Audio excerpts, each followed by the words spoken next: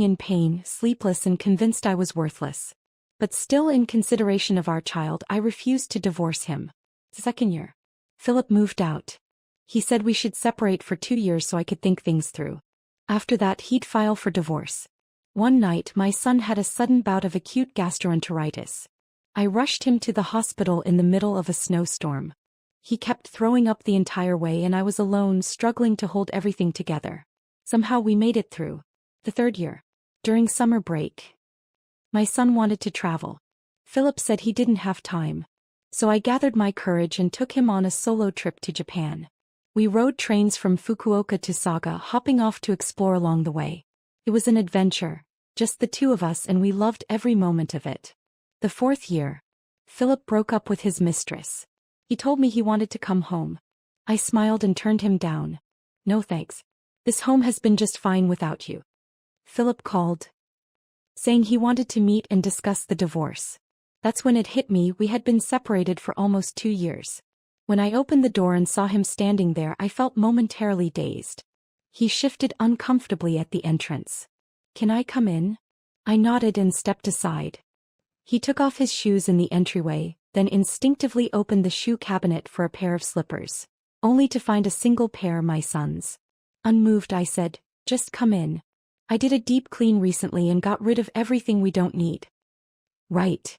His response was quiet, and I could hear the slight edge of displeasure in his tone. But back when he walked out with his suitcase, he had said, "I'm never coming back." Time moves on. When someone leaves, their things become nothing more than clutter waiting to be thrown away. On the table, my freshly brewed tea was still steaming. Out of politeness, I asked, "Do you want some tea?" He hesitated, and before he could answer, I remembered. "Oh right. You don't drink tea." Then I added, almost absent-mindedly, "I sold the coffee machine ages ago. Tea is all there is. Take it or leave it." He froze for a moment before murmuring, almost to himself, "There's hardly any trace of me left in this place." I smiled. "This was never your home. Didn't you already find yourself a new one?" Philip and I met in college and eventually became a couple. He was gentle, capable at work, and always knew how to take care of others. 3 years into our marriage, I gave birth to David.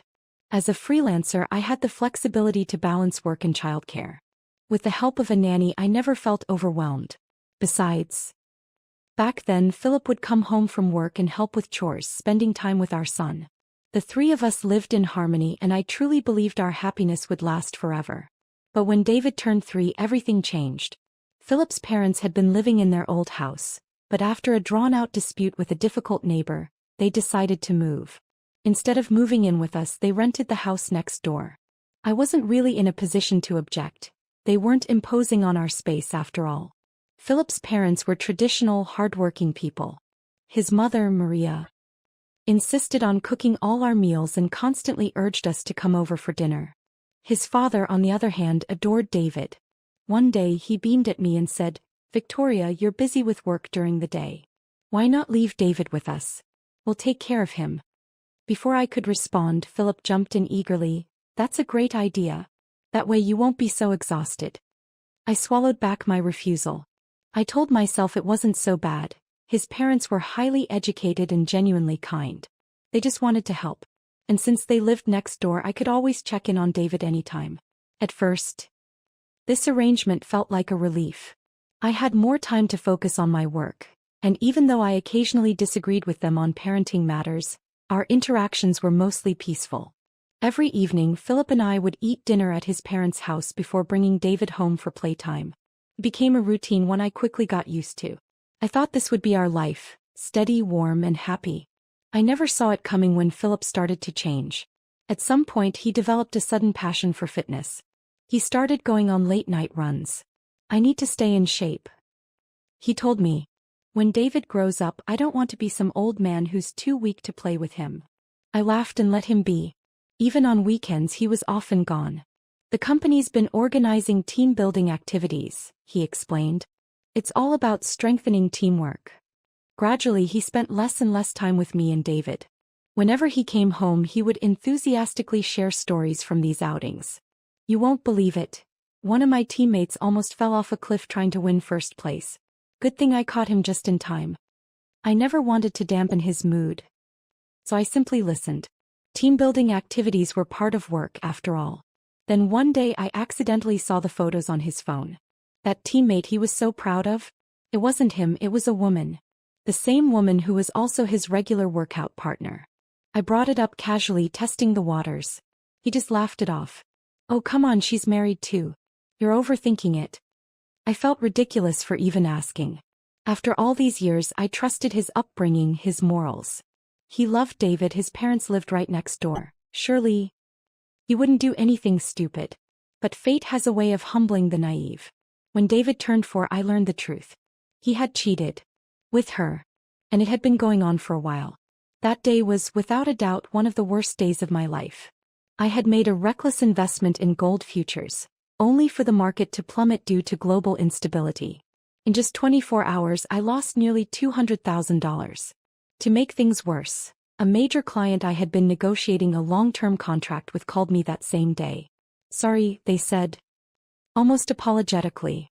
The final approval didn't go through. They insisted on signing with a big corporation instead. 2 devastating blows in a row and I completely fell apart. Philip was away on a business trip. The house was empty. I came up with an excuse to skip dinner at my in-laws and didn't bring David home either.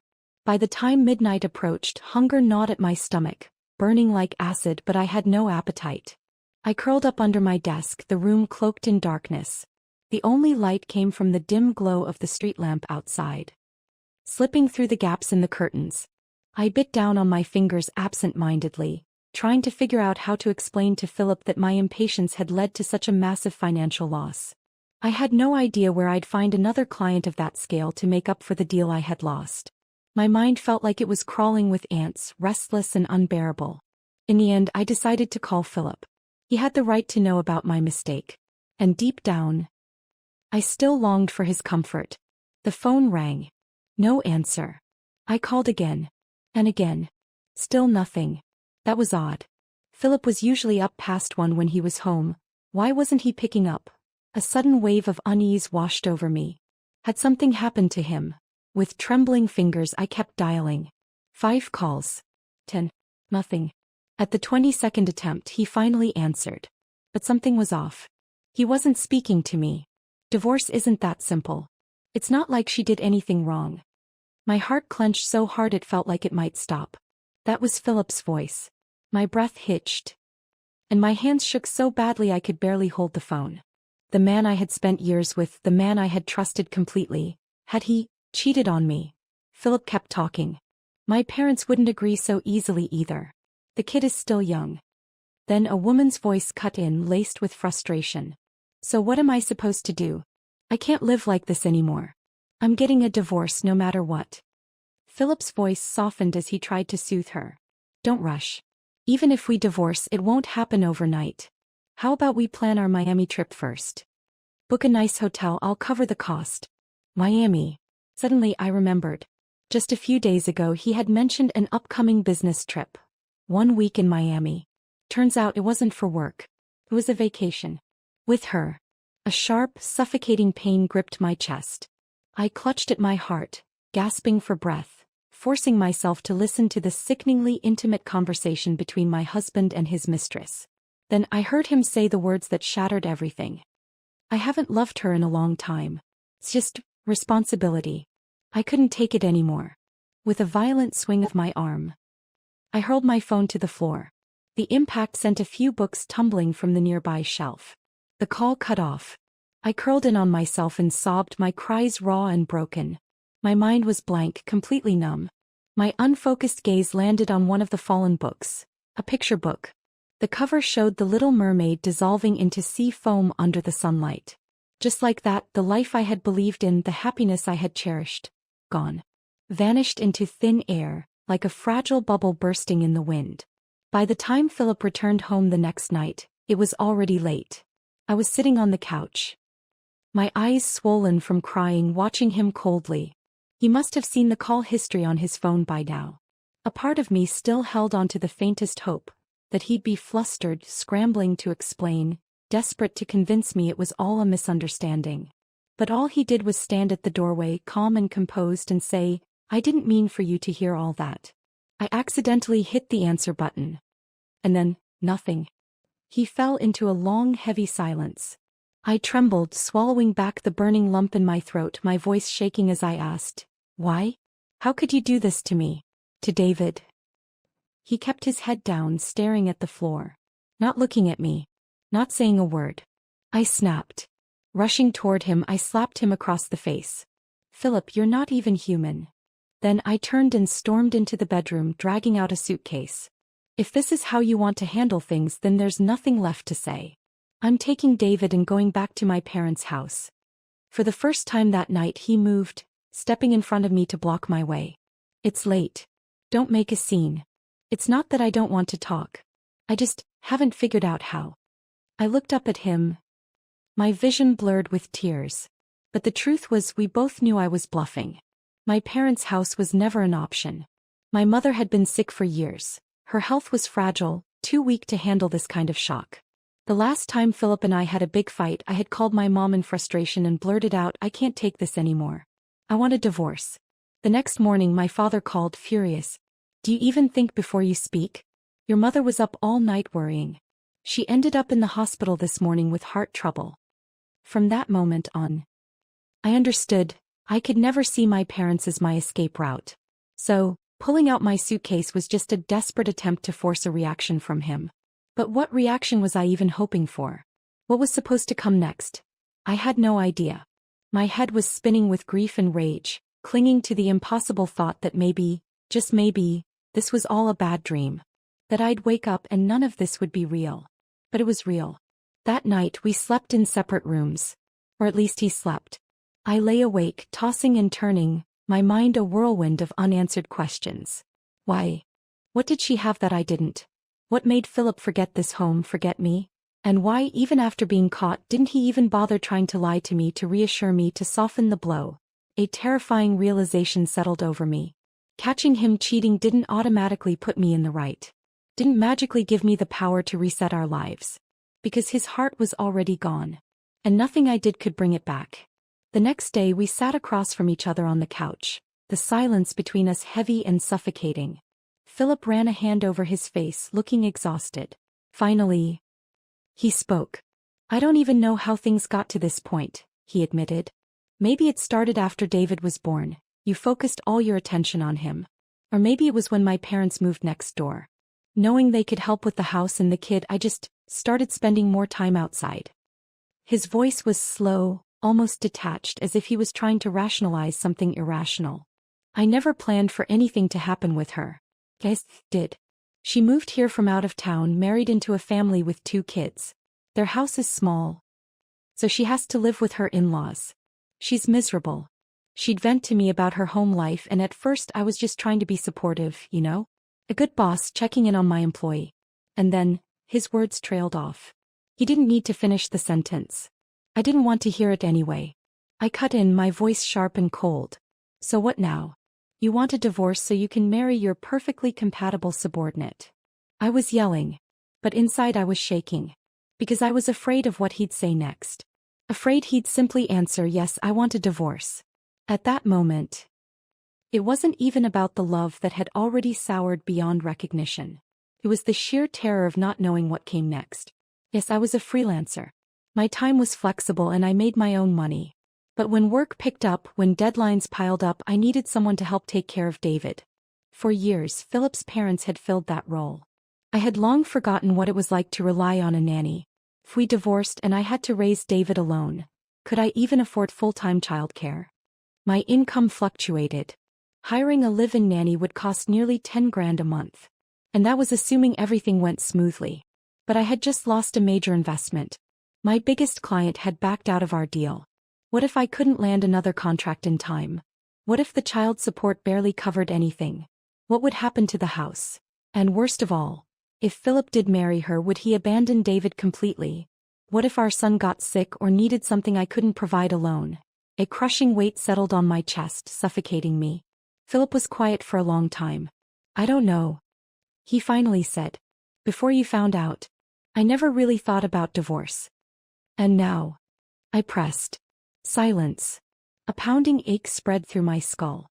I hadn't slept all night and the lack of rest was triggering one of my migraines. Philip noticed. He got up, walked to the kitchen and returned with a glass of water and some painkillers. "Take these," he said. "Get some rest. I'll go check on David." And just like that he sidestepped the question. Then he was gone. I closed my eyes.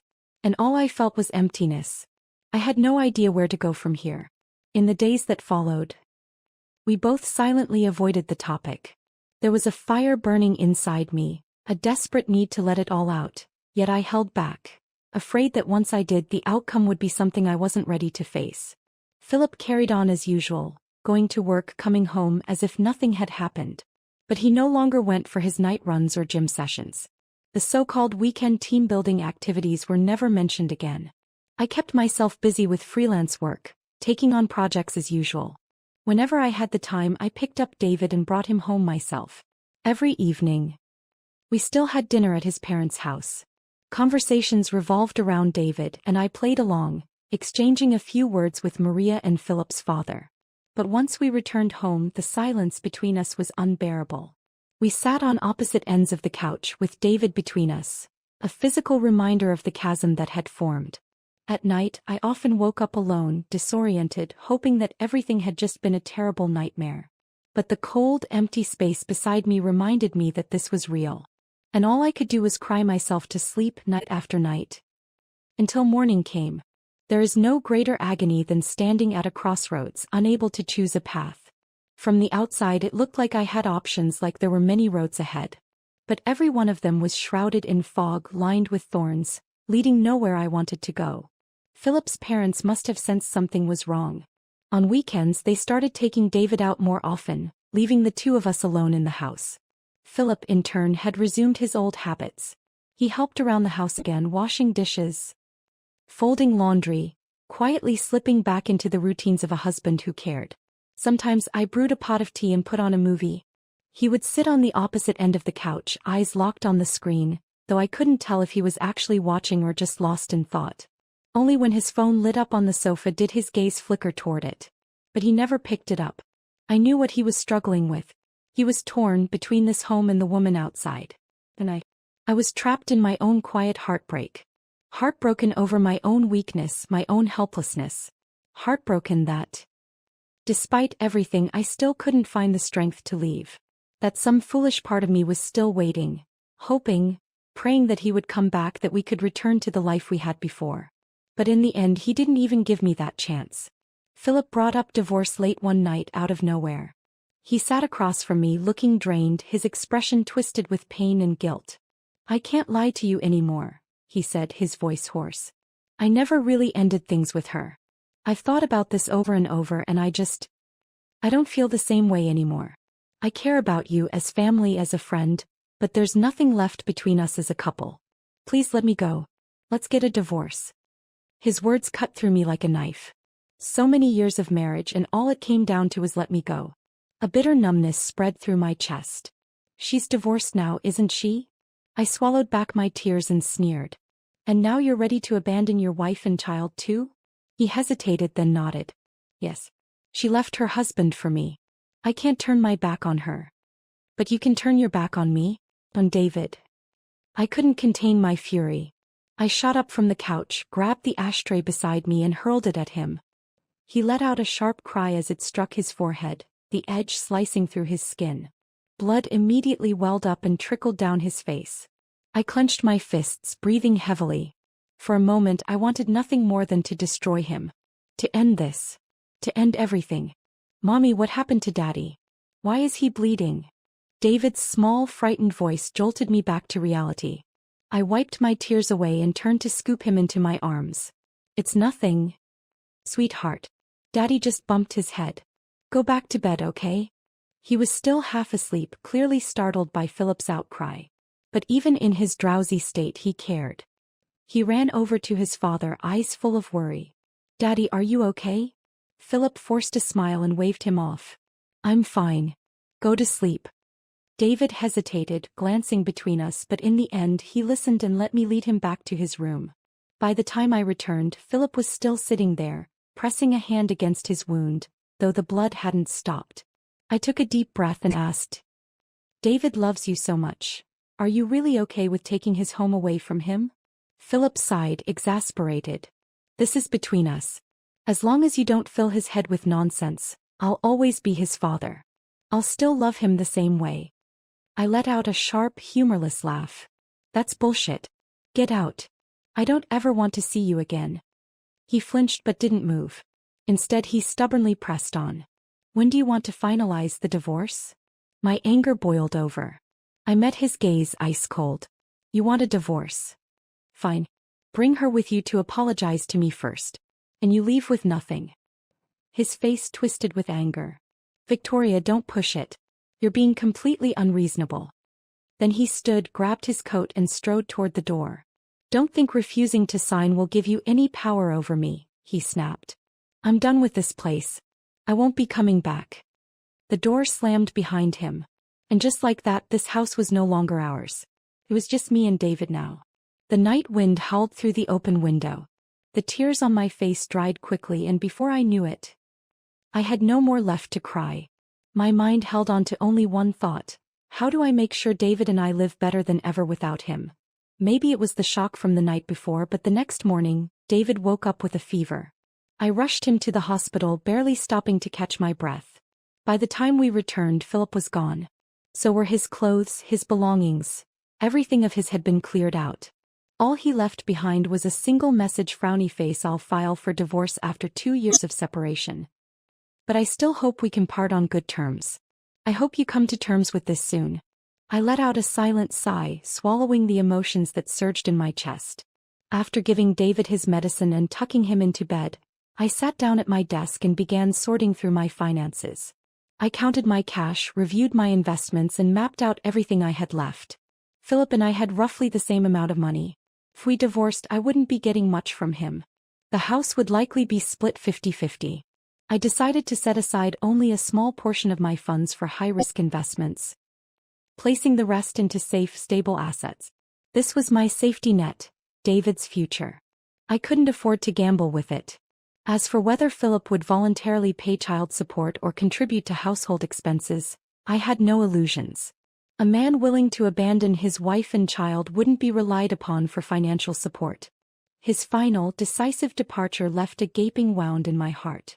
The cold wind that rushed and stung like ice, but it forced me awake. I straightened my back and forced myself to confront a future without him. Victoria, I told myself, you've spent 30 years hesitating, overthinking and playing it safe. It's time to change that. With renewed determination, I pulled up my list of old clients and started making calls one by one. Maybe luck was finally on my side. Several former clients whom I hadn't spoken to in years were suddenly interested in working together again. A long-lost spark of excitement ignited inside me. And for the first time in a long while, I felt confident again. These past few years after having David, I had lost my drive. I had let myself slow down. It was clear now. Complacency was a luxury I could no longer afford. By the time I finished my last call, the afternoon sun had climbed high in the sky. David was still asleep, but his fever had finally broken. I was about to head to the kitchen to make him some porridge when the doorbell rang. I opened the door to find Maria standing there, her eyes red-rimmed, her hands full of food containers. It was clear. Philip had already told them his decision. "Can I come in for a moment?" she asked hesitantly, her voice unsure. I hesitated. Then, despite everything, I found myself nodding. For years Maria and her husband had been good to me and David. They didn't deserve to be shut out just because of Philip's choices. "We already gave him a good scolding," she said as soon as she stepped inside. "His father even slapped him across the face." Her voice trembled and tears welled up in her eyes. "I know Philip is in the wrong. I never imagined my son would turn into the—" I stayed silent. "Victoria, he's lost his mind, his life was too easy and he got careless. Can you give him some time? Don't rush into a divorce just yet." I let out a bitter laugh. "It's not me who wants a divorce," I said flatly. "Philip is the one in a hurry to run off into the sunset with her. He's the one begging me to let him go." Maria spat on the floor in frustration. "As long as his father and I are still alive, he can forget about getting a divorce." I didn't have the energy to argue. It didn't matter what she thought. Philip had made his choice and so had I. Changing the subject, I said, Maria, David has a fever. Could you help me make some porridge and watch him for a bit? I have several video meetings this afternoon and won't be able to stay with him the whole time. Maria immediately nodded. Of course. You go work, I'll take care of him. She was an excellent cook. Even though I had no appetite, I forced myself to finish a bowl of rice. I had no intention of cutting off my in-laws just because of Philip. David still needed care and for now, they were the best people for the job. I needed to use every resource available to me. Because my priority now wasn't fighting over a broken marriage. It was making myself strong enough to weather any storm. I remember taking a personality test once. The instructor had laughed at my results. Your feeling score is a 2. Your thinking score? A solid 18.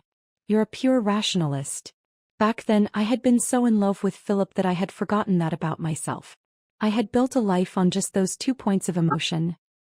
Foolishly believing love alone would be enough to make everything work. But now, after everything that had happened, I finally saw the truth. Love, anger, hatred, none of it held any weight in the face of reality. And feelings. They were fleeting, unpredictable, and utterly unreliable. Life didn't stop just because Philip was gone. David still spent a lot of time at Maria's place, eating meals and playing like nothing had changed. As for me, I was busier than ever. Every day was packed with work, constant client meetings, and back-to-back negotiations. But whenever I had time, I made sure to be with David, helping him with schoolwork, taking him out, making up for every second I had once taken for granted. Philip and I still exchanged occasional messages on WhatsApp. I had no problem listing out every single household expense and sending it to him. He wasn't dead. He wasn't even divorced yet. That meant he was still financially responsible for half of everything. Surprisingly, he accepted this arrangement without complaint. The money always arrived on time. Every couple of months, he would drop by Maria's house to visit David. But he never came to mine. And I never went to Maria's for dinner anymore, which meant Philip and I never saw each other. Maria, ever the peacemaker, tried to reassure me whenever she dropped David off. He still cares about this family, she would say, like she genuinely believed it. I let the words pass in one ear and out the other. Philip wasn't holding on to this family, he was holding on to the illusion of being a good father. It had nothing to do with me. Still, no matter how much I told myself I was fine. The nights were the hardest. Lying awake in the dark, I would stare at the ceiling, wondering how my once warm and complete home had crumbled into this. Had I really been that unbearable? Was I really that unlovable? Each time my thoughts spiraled, a wave of suffocating sadness washed over me. Music became my only escape. A distraction. A barrier against the loneliness creeping in. But no matter how deep the ache, I refused to cry. Tears wouldn't change anything. Crying to myself wouldn't fix anything. Almost a year after Philip left, his father, John, was diagnosed with late-stage liver cancer. It was inoperable. All they could do was manage his symptoms and try to prolong his time. Maria begged Philip to move back home, but he refused. Instead, he rented an apartment near his own, close to the home he shared with his mistress, so his parents could live nearby and he could take care of them. Maria, guilt-ridden, apologized to me. Victoria, I'm so sorry. As soon as John gets a little better, we'll move back and help with David again. I smiled politely. It's okay. I can handle things on my own. When people get old and sick, they cling to whatever support they can get. I didn't blame them. During this time, my business finally started picking up. I landed a few new clients, not quite as big as the one I had lost, but close enough. I told myself that small, steady growth was better. Less risk, fewer sudden losses. I even hired a part-time assistant to handle routine tasks so I could free up more time for David. If his father wasn't going to be there for him, then I would make sure he never felt the absence. David was almost ready for elementary school now. He had sensed the shift in our home, in his life. Without a father around, he had matured faster than I ever wanted him to. Since then, my only interaction with Philip's family was the monthly child support deposit. I assumed they were busy with John's illness because no one came to see David anymore. I didn't ask. I enjoyed the peace. Then 6 months later, John lost his battle with cancer. The hospital called the family in, saying it was time to say their final goodbyes. That was when Philip finally reached out. to tell me he was coming to take David to see his grandfather one last time. I stood at the door and watched as David climbed into Philip's car. When he returned, I sent the housekeeper downstairs to pick him up. I never went to the car. Never saw Philip. Because I still remembered his words clearly, "I'm never coming back to this house." And if that was the case, then there was no reason for me to see him either. Nearly 2 years had passed, and now, sitting across from Philip again, I felt nothing but calm indifference. He, on the other hand, seemed restless, avoiding my gaze, filling the silence with meaningless small talk. I frowned. "Did you bring the divorce papers?" He ignored the question. His eyes landed on the car keys on the coffee table, his expression shifting to surprise. "You bought a car?" "Yes." My tone was flat. His lips curled into a half-smile as if trying to make conversation. "You used to refuse whenever I suggested you get one. What changed?" I met his gaze, my voice tinged with mockery. "Because when an emergency happens, there's no one to rely on. I had to learn to rely on myself." The smile faded from his face. After John passed away, Maria's health deteriorated. Now she could only manage the occasional phone call to check in on David. But that was fine. Life had become steady and I was content with that. We no longer spoke of Philip. But that winter David fell sick, and for the first time I truly understood what it meant to be alone. It happened in the middle of the night. David woke up crying, his face flushed. "Mommy, I don't feel good," before he could finish his sentence. He vomited all over the bed. One look at his fevered face and I knew I needed to get him to the hospital. I grabbed my phone and called for a ride. No drivers. Then I noticed, outside it had started snowing. Panic surged in my chest. Our neighborhood was already hard to get a car from on normal days. Now with the heavy snow it was impossible. I increased the tip. Still no response. Meanwhile David kept throwing up, clutching his stomach, crying in pain. Out of desperation, I thought of Philip. Maria had mentioned that he lived only 10 minutes away. I hesitated for half a second before dialing his number. It rang a few times before his groggy voice came through. "Hello? Philip, I need you to come here." "No. David's really sick. I can't get a ride." My voice was pleading, desperate. He paused. Then, sluggishly, he replied, "I just got back from a business trip. My head is killing me. I have a meeting early in the morning. Kids get sick all the time, it's not a big deal. Just keep trying for a ride." In the background I heard another voice. A woman. Annoyed. She muttered, "Why is she calling you in the middle of the night? It's her kid, she should figure it out herself." At that moment something inside me broke. How had I ever loved this man? Without another word I hung up the phone, grabbed David in my arms and ran. The snow outside had already piled high. It was freezing. Yet my whole body was drenched in sweat. I ran all the way to the main road, my breath coming out in sharp gasps. At last I spotted a fast food restaurant still open. I stumbled inside, begging for help. One of the employees, a young man with a car, immediately offered to drive us to the hospital.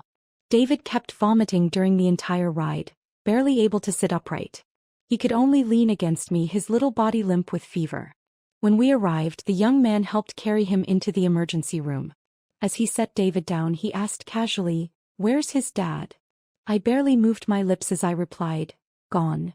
Then came the test results. The doctor hesitated before speaking. "His white blood cell count is extremely high. We need to monitor it overnight. If it doesn't go down, we might need to consider the possibility of leukemia." I went numb. I hadn't dressed properly before rushing out, and now my sweat-dampened clothes clung to my skin, making me shiver uncontrollably. But I didn't have time to feel cold. In a daze, I carried David to the 4 station, paid for his medication and held him close while he slept, his small hand resting in mine. The hospital at night was still bustling. Mothers and fathers surrounded me, working together, taking turns comforting their sick children. Some had grandparents there too, offering extra support. I had no one. The emptiness hollowed out my chest, leaving nothing but a dull, aching void. I had spent the whole night running on adrenaline. Now my stomach, empty from hours of stress, twisted painfully. A familiar burning sensation crawled up my throat. An old enemy, my stomach ulcers rearing their head again. Pain shot through me. But it also snapped me back to reality. There was no time for self-pity. I had to start preparing. If David was sick, if it really was leukemia, what were my next steps? Where was the best hospital for treatment? How much would it cost? Would I need to sell the house? How could I balance working and taking care of him? I pulled out my phone and started taking notes, writing down every possible scenario, every obstacle we might face. Tears blurred my vision, dripping onto the screen. I wiped them away and kept writing. Not a single one of my plans included Philip. I had long since stopped expecting anything from him. But if it came to it, if we needed a bone marrow match, if we needed financial support, I would drag him to court if I had to. I exhaled sharply, forcing myself to focus. No matter what was ahead of me, no matter how steep the climb, I would get David through it. I would carry him down any road, no matter how treacherous. And I would do it alone if I had to. Luckily, fate was on our side. By the next morning, David's fever had broken, and his white blood cell count had returned to normal. After a thorough checkup, the doctor confirmed it had all been a false alarm. It was just the flu. Because he was still young, his symptoms had been more severe than usual, but there was no underlying condition. And so, the very first thing I did after that terrifying night was buy a car. I figured I'd be needing it often, I said flatly to Philip. Better to rely on myself than to waste time begging for help. I told him without emotion about that night, about the sheer panic, the helplessness, the desperate search for a way to get my son to the hospital. A night he had been completely absent from. Philip lowered his head, guilt flickering across his face, but still he tried to defend himself. I really wasn't feeling well that night. I didn't know David was that sick. If I had known. He stopped mid-sentence as if realizing that whatever excuse he came up with, it wouldn't change anything. Because at the end of the day he had no real promises to give. I smirked, unimpressed, and steered the conversation back to what actually mattered. I'm keeping this house, I said. David's school is nearby and I'm used to living here. If you agree, I'll buy out your half. Philip didn't respond. Instead, he hesitated for a moment before saying, I didn't come here just to talk about the divorce. I remembered something.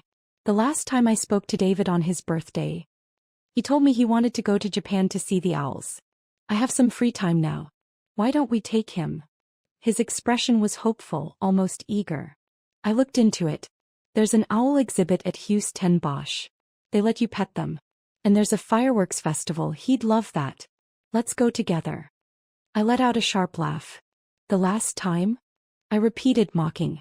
David's birthday was in May. He was barely 5 the last time you called to wish him happy birthday. He's been in elementary school for months now and you're only just remembering. What? Your schedule finally cleared up. You're done playing house with your mistress and her kids. He stiffened, caught off guard. For a second he seemed genuinely disoriented. Have I really been gone that long? He murmured. I walked over to the bookshelf, picked up a framed photo and handed it to him. I already took him, I said. Philip stared at the picture in stunned silence. You were right, I continued, my voice even. He loved that owl exhibit. So much so that we went 3 times before he was satisfied. Philip's fingers tightened around the frame. You went alone? Just the 2 of you? You used to be terrified of traveling alone, he said slowly, as if struggling to reconcile the past with the present. You were always afraid of getting lost, of not speaking the language well enough, of something going wrong. You worried about David getting sick overseas and not knowing how to get him medical help. How did you? I smiled. Because fear is a luxury. You're allowed to be afraid when you have someone to fall back on. When you know deep down, there's always someone there to catch you if you stumble. But when you have no one, when there's no safety net beneath you, you don't get to be afraid anymore. You just figure it out. And that's when you realize, most things aren't as impossible as they once seemed. On David's birthday, one of his classmates from preschool brought him a stuffed owl as a gift. The boy was full of excitement, eagerly recounting his experience of petting real owls in Japan. David was fascinated. He remembered how, in the past, Philip had always been the one to plan our trips, so without hesitation, he picked up the landline and called him. I hadn't known about it at the time. Later he came to me disheartened and asked, Mommy, why doesn't Daddy want to come with us? I told him way ahead of time, but he still said he didn't have time. I didn't want to burden him with the complexities of adult relationships. didn't want to tell him that his father's heart had drifted so far away that David was no longer his priority. One day he would understand. For now, I just comforted him, murmured reassurances, while silently cursing Philip in my mind. Then, I started thinking, could I take David to Japan on my own? Since Philip had left, I had done so many things I once thought I couldn't. What was a trip to another country compared to that? So, I planned everything meticulously, down to the last detail. And then just the two of us, David and I, set off on a 2-week journey through Japan. We traveled by train from Fukuoka, stopping along the way until we reached Saga. At one point, David caught a mild flu. But I had come prepared. I had packed antiviral medicine. After a dose and a good night's rest, he was back to his usual energetic self the next morning. We explored the town with a paper map in hand, using a translation app to stumble through basic Japanese as we rode buses to visit the Saga Aquarium. We sat down at a roadside stall and devoured an entire platter of grilled oysters, licking our fingers clean. There was a moment of sheer chaos. Me sprinting through the station with a suitcase in tow, dragging David along just to catch the train to Houston Bosch. Later, as we floated along the canal on a boat, watching the windmills in the distance, sunlight warming our faces, I turned to David and, mimicking Don Quixote from his storybook, declared, I challenge them all to battle. I shall slay every last one. David giggled, his laughter bright and unburdened. Throughout the entire trip he never once mentioned Philip. He was simply happy, soaking in every moment, cared for by a mother who loved him more than anything in the world. And in that instant as I looked at him I felt it too. A sense of invincibility. Like a medieval knight, unshaken, unstoppable. The bitterness, the resentment of being abandoned, none of it mattered anymore. I had moved on. Because a woman with courage and capability doesn't need anyone to complete her. She can live fully, brilliantly, all on her own. Just say it. If you're not here to talk about the divorce, then what do you want? I asked impatiently, watching Philip fidget in his seat. David would be out of school soon, and I needed to prepare his snack before heading to pick him up. Philip suddenly leaned forward, reaching for my hand. Victoria, let's not get divorced. Let's start over. I immediately recoiled, putting as much distance between us as possible. Was he out of his mind? I broke up with her, he blurted out. This time for good. Completely. He rushed to explain as if I cared. The excitement wore off and I realized she wasn't anything like what she claimed to be. She told me her mother-in-law was judgmental, always criticizing her for being an outsider. But my mom, who got along so well with you, couldn't stand her either. I thought she was someone who loved fitness and had a real passion for life. But after she moved in, she had no interest in working. She just expected me to support her while she spent her days shopping and traveling. And the worst part? She abandoned her kids. Just to get divorced, she left them behind. For the past 2 years she barely went back to see them. Even when I suggested visiting, she got annoyed and said they were no longer her responsibility. I smirked. Funny coming from him. Wasn't it the same? He had barely been around for David. Philip looked embarrassed but pressed on. I'm not like her, he insisted. I still care about David. I never skipped child support, did I? But every time I tried to visit, she threw a fit. It wasn't my choice. I didn't want things to be this way. I didn't bother responding. His excuses were as flimsy as paper. I wanted to leave her for a long time, he continued. But every time I brought it up, she'd threatened to hurt herself. She said she gave up her marriage for me, so I had to take care of her for life. I nodded, playing along. She's not wrong. After all, when you walked out of this house, you said you couldn't abandon her. Philip waved a hand in frustration. I was out of my mind back then. I made a terrible mistake. I've been regretting it every day since. Victoria, you're incredible and I was too blind to see it. I swear, I'll never cheat again. I'll take care of you and David. I won't miss a single moment in his life. Just give me another chance for David's sake. I laughed. Actually laughed. Philip, do you think this is some hotel? You leave when you want and come back when it suits you. He hesitated before weakly saying, but this is our home. I want to come back now. I exhaled sharply, biting back my disgust. You think I've just been sitting here, helpless and desperate, waiting for you to realize your mistake? That the moment you say I was wrong, I'll throw my arms open and welcome you back like none of this ever happened. He looked stunned. But you never pushed for a divorce. I thought, maybe you were waiting for me too. That I still had a place here. I scoffed. And what else was I supposed to do? Rush into a divorce while my business was struggling, while I was barely getting by. When you left, I was drowning. David was sick all the time. I was exhausted, overworked, and losing sleep every night. If you had come back then, maybe, just maybe, I would have caved. I might have even been relieved. But you didn't come back. You didn't even spare your own son a second of your time. You didn't bother to be a father. So I stopped expecting anything from you. I forced myself to rebuild my business. Forced myself to figure out how to raise David alone. No matter how exhausted I was, no matter how overwhelming it got, I learned to balance it all. When David got sick and you couldn't be bothered to drive 15 minutes to help, I knew there was no one to rely on but myself. So I bought a car the very next day. So I'd never have to ask you for help again. When David asked you to take him on a trip and you turned him down without a second thought, I took him myself. And you know what I learned? It wasn't that hard. You, this house, everything connected to you, we threw it all out a long time ago. We don't need you, Philip. I leaned back, looking at him, taking in the pale, humiliated expression on his face. You should be thanking me, I added, voice steady. If you hadn't left, I never would have realized how capable I really am. His lips parted as if searching for one last excuse, one last plea. I didn't let him have the chance. Tell me, what possible reason do I have to let a man who abandoned his wife and child come crawling back after 2 years? I narrowed my eyes. If you've got any conscience left, be generous when we divide the assets. Pay extra child support. At least that way David will have something good to remember about you. Philip looked like he'd been slapped. His face turned pale, then red, then an ugly shade of blue. And I knew, if he had even a shred of dignity left, he wouldn't dare ask me for another chance. As expected, after that conversation, Philip never again begged for my forgiveness. We finalized the divorce quickly. Maybe my last words had pricked his conscience. When it came to splitting assets, we settled on a 60-40 division, with me taking the larger share.